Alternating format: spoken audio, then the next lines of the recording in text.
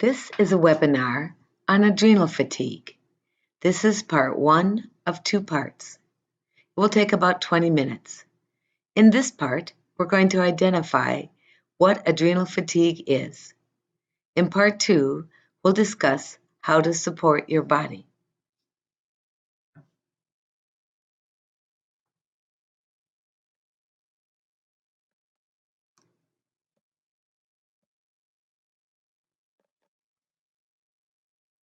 My name is Nancy Lamb.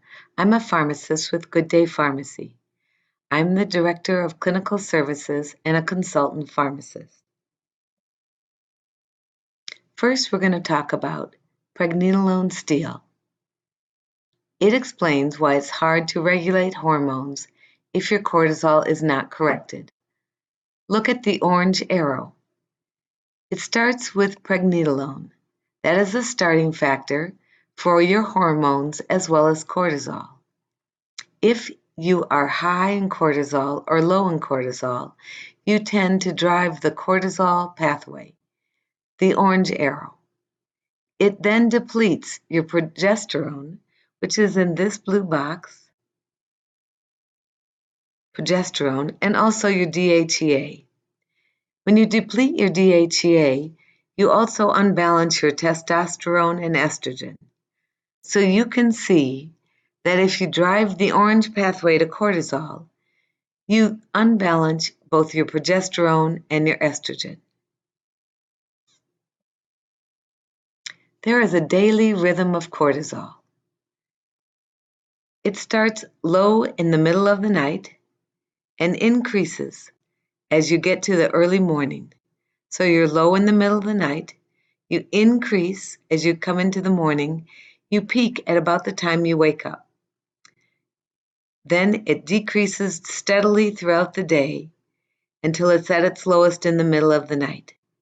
If you don't follow this rhythm, you don't feel healthy, you have disturbed sleep, you're fatigued, so there's many issues. This is another example that you'll see on your lab test of what normal cortisol rhythm looks like. You'd like to stay in the middle of this, so you'd like to follow this green line. So a steady increase toward morning, then a decrease till noon, and then you're still decreasing throughout the night, throughout the evening. Then in the night, you start to increase, and that's when you start decreasing your melatonin and begin to wake up.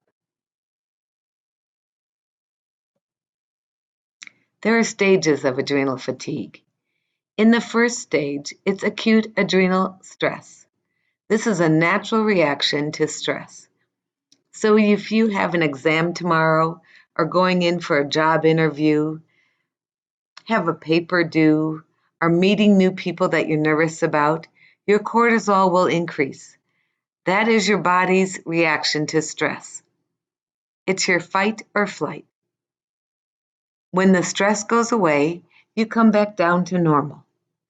When you stay under prolonged stress and your cortisol stays high for a prolonged period of time, you move on into adrenal fatigue because your body starts to shut down the cortisol. You can also see that your DHEA begins to drop as well. You also have your pregnenolone beginning to drop. But we're really following our cortisol. And once it goes high and it stays high too long, you begin to go into adrenal fatigue. Often people end up, if they don't relieve the stress or support their adrenals, in what we call adrenal failure.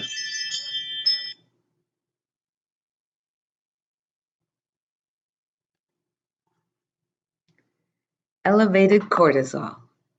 This is an example of elevated cortisol, where the morning cortisol is high and the noon cortisol, which should be down in the green range, is also high.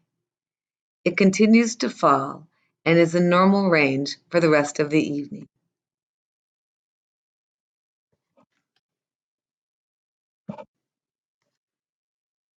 Adrenal stress starts with increased cortisol. This is because we have prolonged high stress. High stress is a reaction. It results in elevated cortisol, usually in some sleep disturbance, and also immune suppression. I like people to think of the Superman, Superwoman complex. You feel like you can get everything done. You have lots of energy because you're in fight or flight. So you are going at 100 miles an hour.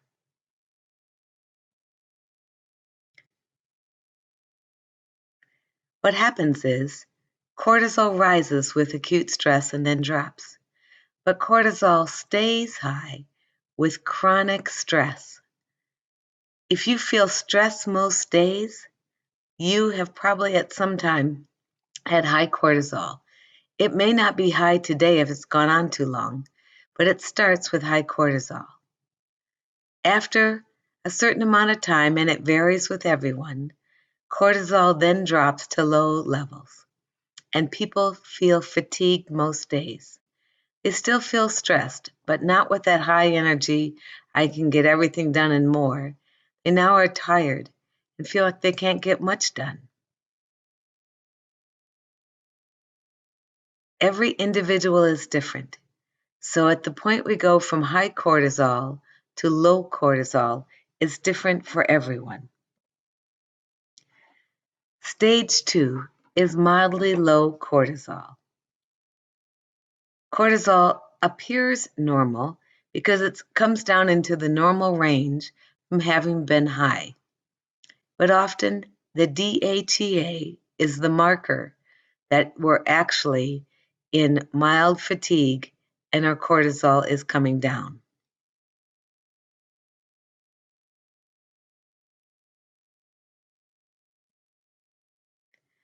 Mild adrenal fatigue. You have an irregular cortisol rhythm, and you start having additional hormone irregularities. It starts pulling your progesterone. Sometimes you feel cranky, somewhat depressed. So this is a standard mild adrenal fatigue. It's important to address it before it goes further. This is a sample of a mild adrenal fatigue lab pattern. It's often missed that the cortisol is low because if you look at the picture, cortisol is somewhat high in the morning, and though it's a little bit low at noon, it's not that low. But the important feature here is how quickly it drops and how steep the drop is, going from a relatively high morning to a low side by noon is often makes people feel so tired at noon. They can tell you at noon, I am so tired. And that's what's happening. And this is the beginning of dropping cortisol. Eventually, the morning cortisol will begin to drop and all levels will be low and continually go lower unless there's some intervention. But I show you this one because often people miss this. After mild, and if nothing's done to recover the cortisol, you go into high adrenal fatigue.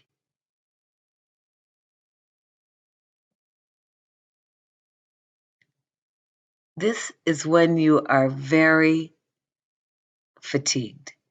I call it the down and out. You feel like you can't get anything done. You never have any energy. And this is often what it looks like. The cortisol levels are all becoming low. And there's no time in the day when you feel like you have energy. These are the stages of adrenal fatigue. You may see yourself in one of these stages. The symptoms of each stage can be very similar. It's very hard to be sure what stage you're in. I recommend before attempting to start to supplement therapy for adrenal fatigue, you should test. The only reliable way to test is a saliva test. Yes, you spit in a tube. You must test 4 times in one day: morning, noon, evening, and bedtime.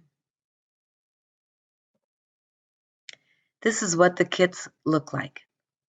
You can pick up one of these kits at any Good Day pharmacy. You will just use the saliva tubes for adrenal testing. You want to do all 4 vials. You can call the ZRT labs and their numbers in the kit, or Good Day Pharmacy with any questions. Again, you can pick these up for free, so you don't have to pay for them. You can take them home, and when you're ready, you'll have them there and you can do your testing. I recommend testing on a normal, stressful day. It's important to know the first vial you fill, half full, is the largest vial. And first thing in the morning, I assure you, you have no saliva. So read the hints of smelling coffee grounds, smelling lemon, and give yourself an extra half an hour or so to fill that tube. The rest of the tubes fill very quickly. It is just the morning tube that takes some time. You may decide you'd rather do an individual consultation. It includes an initial appointment with our hormone consultant. We'll have you fill out medical history, symptoms, and any issues you're feeling. We can also do hormone testing if it's appropriate. It'll include a follow-up appointment where results, hormone and adrenal, or just adrenal if that's what you want, are interpreted. We also go through recommendations. We will also send a written recommendation to your provider.